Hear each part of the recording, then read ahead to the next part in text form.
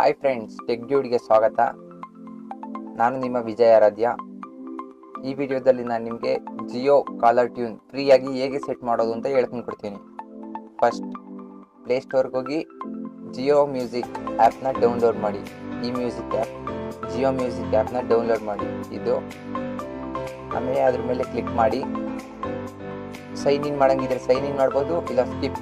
ನಾನು ಸ್ಕಿಪ್ ಓದ್ತಿದ್ದೀನಿ. ಆಟೋಮೆಟಿಕ್ಕಾಗಿ ಲಾಗಿನ್ ಆಗುತ್ತೆ. ಇವಾಗ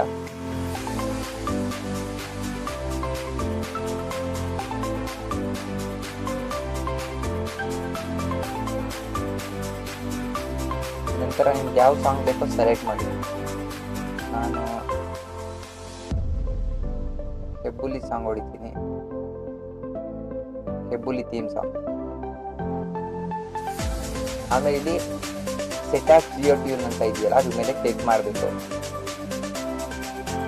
ಲೋಡ್ ಆದಮೇಲೆ ಇದು ಆಟೋಮೆಟಿಕ್ ಆಗಿ ನನ್ನ ಜಿಯೋ ಟ್ಯೂನ್ಗೆ ಸೆಟ್ ಆಗಿರುತ್ತೆ. ನಿಮಗೆ ಮೆಸೇಜ್ ಕೂಡ ಬರುತ್ತೆ.